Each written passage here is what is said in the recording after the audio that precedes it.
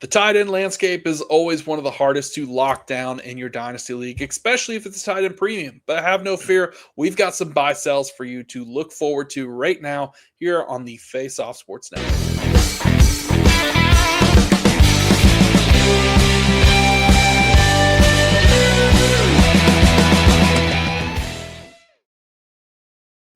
Coach, the tight end position in Dynasty Fantasy Football is always tough because you don't want to be the guy that's always scrambling to find just that 1 year placeholder. We're trying to find the guy to be the future for our team. And I know this comes with heavy prices because when they're good, you got to pay a lot to go get them. Yeah, and I think this position is really fun. Like to me, the tight end position is maybe the most fun to monitor in fantasy. I don't know why, but maybe that's because me and you understand the value they bring when it comes to blocking and everything that goes with just football related. But it's fun to me to try to find a really good tight end. Yeah, and Coach, you mentioned finding someone that can block. Let's start off with a guy who's looked better blocking than I thought he might have been coming into the league. But he's a big time playmaker, and he's on your Bears, Coach. Let's talk about Colston Loveland. The future Yeah. is bright, and he is young, only 21 years old, going to be a fantastic playmaker. Continued to work into the offense as the season went on, Coach, with over 10 targets in his last 2 games. Over 50% of the snaps from week 7 on, led the Bears in catches and yards. Why don't you speak to us about Colston Loveland a little bit? Yeah, man. He had 10 catches in that last game too. Like his season really continued to ascend from one game to the next. Like he got better and better and better. I mean, he's extremely young. Finished the year tied in 12 this year. If you watched the Bears at all over the course of the season, you watched his production and his volume and everything just keep increasing every week. Obviously, Ben Johnson thinks the world of him. He led the Bears in catches and yards. Like every time a big third down is needed, Caleb Williams is hunting Colston Loveland every single time. The dude has shown the ability to be an excellent route runner. He can get open. He can catch anything. Big catch radius, good hands. Like the future is extremely bright for Colston Loveland. Oddly, the Bears took him first, got at tight end, and got heavily criticized for taking Colston Loveland over Tyler Warren. Early in the year, it looked like they made a mistake. But once you kept watching, it's very clear why the Chicago Bears took Colston Loveland, and he's going to be a steady force for them over the next 5 years or more. Yeah, I mean, he's a different player than Tyler Warren. And Loveland did take a lot of flack to start the season where he missed some time. He started off injured really before the season even kicked off. So he was really slow coming out of the gate. But at the same time, Coach, finished the season on an incredible run. You mentioned the team was hunting for him on third down. Lots of opportunities. I mean, didn't have below 5 targets from week 12 on. Had at least 4 targets from week 7 on. So fantastic season for him as a rookie tight end. Sometimes these guys take a little bit of time to really get into the fold, and Loveland did it right out of the gate. We mentioned in our wide receiver video how it's possible that maybe we see DJ Moore on the move. That would probably only help Colston Loveland to give him some more opportunity to be on the field and get some more targets because he's really good off the line of scrimmage. I don't think people realize how surprisingly good of an athlete he really is. I mean, you put this guy in a box, lined up with a safety, lined up with a corner, lined up with a linebacker. He's typically more athletic than them. He's bigger than them, 6'6", 240, and he uses that frame well. He's really fluid athlete. He finds a way to get open in space all the time, and he just has a knack for just finding the zone and just sitting down. And I think that's something that not all tight ends can necessarily do. But Colston Loveland, he showed it at Michigan in his limited opportunity when he was there. And now it's popping up in this Ben Johnson's offense where we've seen Sam Laporta have fantastic years, including being the tight end 1 and tight end 8.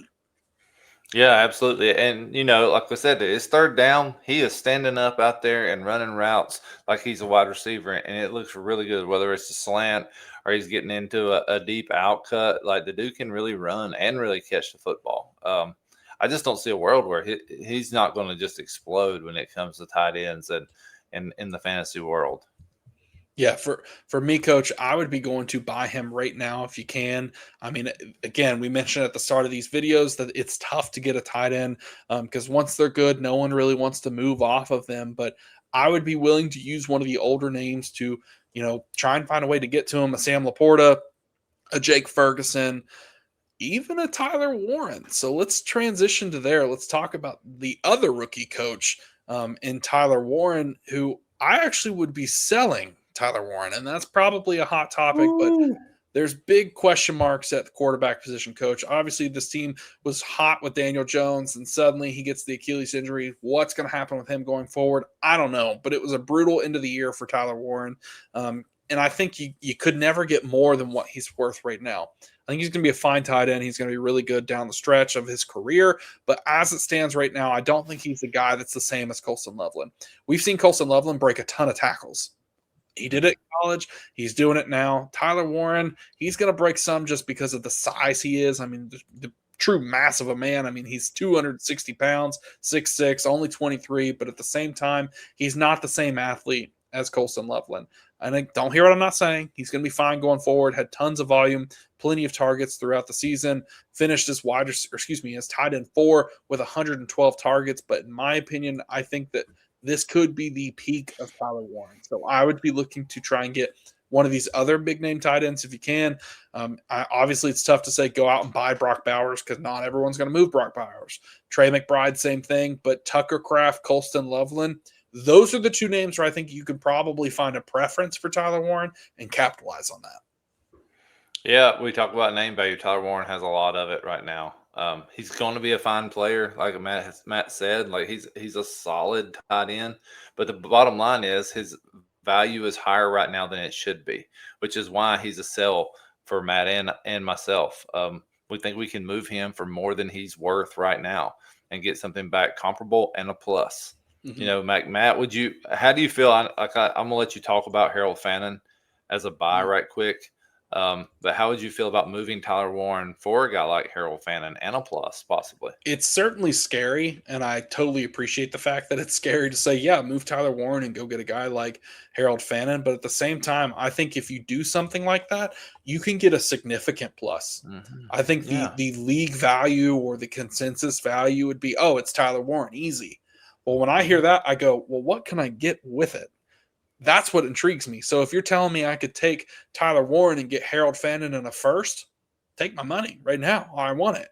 If I can get Harold Fannin and, a serviceable wide receiver, someone to step in and be a guy, or maybe a running back who could step in that's a dart throw like a Bill Krosky-Merritt, maybe a Breece Hall, something like that, I'm intrigued, and I want to see if I can get that done. Yeah, because like you said, if you get a significant plus that helps your team, the one thing that's very undervalued in fantasy, in my opinion, is depth. There's so many injuries that happen over the course of a season. You can't have enough solid players. Yeah, we always try and ask ourselves of, you have X number of starters on your team, whether it's a 9 or start 11, or sometimes people do 12, whatever it is. I always want to look down at my bench and go, okay, I've got 5 guys I can throw in there right now, not even considering with the bye weeks, just if something were to happen that I feel comfortable throwing them in my lineup.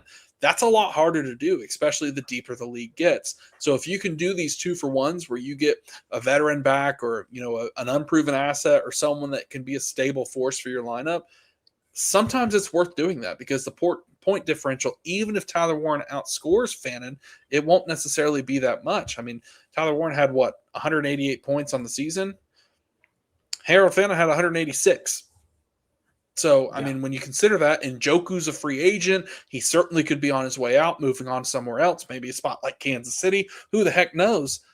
Fannin could easily be in line for more volume. He's a lot like Colston Loveland, where you're talking about putting him out wide, or, a lot of times they put Fannin in the backfield. Let him run out from there. He's good at it.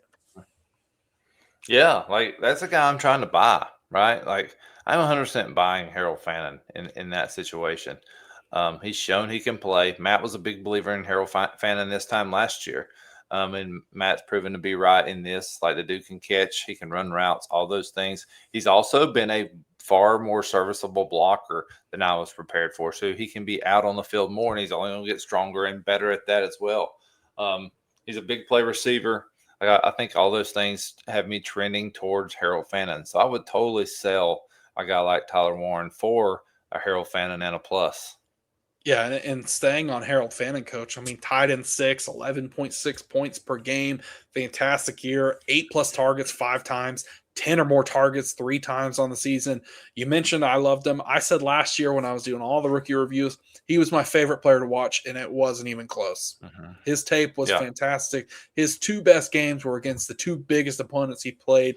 And remember, he was a guy that came from Bowling Green, so didn't get a ton of respect. Not a lot of people really knew what his name was, but he played well at Senior Bowl. Then you throw on his tape against Penn State, against Texas A&M, and he balled out. Had like 350 total yards, like 3 touchdowns, and I think something like 18 catches between those 2 games. He was a monster and forced the most missed tackles in all of the NCAA. And it shows up now, too. He's just tough to bring down. And it's not necessarily because he's bigger than everyone. It's not because he's faster than everyone. It's the combination of both. He's just kind of slippery out there. Yeah, he really is. And, we don't know who the quarterback's going to be there next year. We don't know who the coach is going to be there next year. But one thing that we know is true is everybody is using tight ends, and not just one. A lot of them are using 2 now. There's no Njoku, or there could be. I guess he could re-sign, but odds are probably not in favor of that. I wouldn't expect. So to me, I mean, Harold Fannon's usage is going to be steady. It doesn't matter who the coach is or who the quarterback is, because he's still the best tight end in the room. Yeah, and at times last year, he flashed as the best pass catcher, to be honest. Yeah. Well, I mean, Jared Jeudy is a fine wide receiver, but he's nothing special. And Fannin, again, was just the difference maker for this team. I mean, look at week 14 against the Titans, 11 targets. Week 15 against your Bears, 14 targets. Like, that happened several times through the year. I mean, right out of the gate in week 1, he had 9 targets, had 63 yards on 7 catches as a rookie tight end that everyone was like, oh, well, he's behind Njoku, so it doesn't matter. Well, this was something that jumped out at us a year ago when we started looking at these tight ends. We thought, man, this tight end group is good. Loveland, Fannin, Warren, Gadsden. We're like, man, this tight end group is good. Arroyo spent the last half of the year hurt. There's a lot of talented. Yeah, there's lots of talented tight ends, and they all turned out to be for real too. Terrence Ferguson, he showed some flashes, and he still got some opportunity to get on the field. So you mentioned it, Coach. I mean, this class was good, and spoiler alert, this upcoming class isn't too bad either. More on that later. But I mean, the young guys played well. Yep, no doubt. They really did. I'm trying to get a piece of all those guys if I can. Yeah. Well, Coach, why don't you close this out with our final sell at the tight end position? And it's another one it's tough to say out loud, but yeah, this is an interesting sell. I'm gonna sell Sam Laporta. Everything I pull up and everybody keeps putting out their dynasty rankings. Now's the time for that. You start seeing those come out. Everybody kind of has Sam Laporta in the tight end 3 to 5 range long term. Well, here's the thing: Sam Laporta is a really good football player. However, Sam Laporta had a back injury that caused him to miss most of this season. That's a scary thing. There's a lot of risk now involved in that. As someone, I can actually vouch for this. I've had back surgery. I've had a bad back. Like, you don't meet anyone who used to have a bad back, right? You always have a bad back. Like, that thing is always going to be somewhat of a problem. I don't know how much so. I don't know the extent of that. I'm not a doctor. I can't say exactly what he had going on. But he missed the entire season, so that's going to concern me a little bit. But there's plenty of people out there that it's not going to concern. That's why I think now, if you can move Sam Laporta and get a guy like Harold Fannin or Colston Loveland, if I can move Sam Laporta and get Colston Loveland at a small plus all day long, there's no hesitation whatsoever in me to do that. And, Coach, like we've talked about, this being a risky investment in Sam Laporta, great player, but you have the injury. The offense is not necessarily even the same. Now, he's fine to start the season. Would you even be willing to say, here's Sam Laporta and the 308, give me Colston Loveland? Yeah, absolutely. Possibly. Yeah, I mean, I'm doing that. I'll tell you what else. Like, I would even say I would get rid of Sam Laporta for Jake Ferguson in a third. Like, I would do that. Yeah, I mean, there's value to be had at the tight end position. We're seeing a lot of guys come into play. Sam Laporta is a big question mark because, again, the risk there, Coach, of the going to IR, missing the entire end of the season was huge for this Lions team, but also is concerning to his long-term value. Like you said, a back injury is not something that necessarily goes away.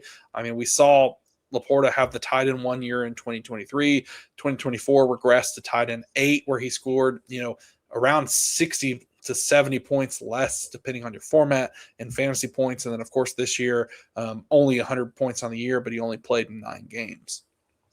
Yeah, and Sam Laporta's production in his prior 2 seasons was one of the main reasons we were saying Colston Loveland, Colston Loveland. Ben Johnson loves to use his tight ends, and Mhm. that's obviously held true as well. Yeah. So lots of things to look for, but if you have any tight ends you want to mention as your buy sells, be sure to throw them in the comments. Check out the Discord. It's free. The link is in the description. Go join it. We've got a Dynasty channel in there where we're talking nothing but Dynasty Fantasy Football. Of course, you can check out the Patreon for complete rankings for both myself, Coach, and the others at the Face Off Sports Network. But until then, we'll catch you in the next one. Be sure to watch out for all of our rookie content coming down the line.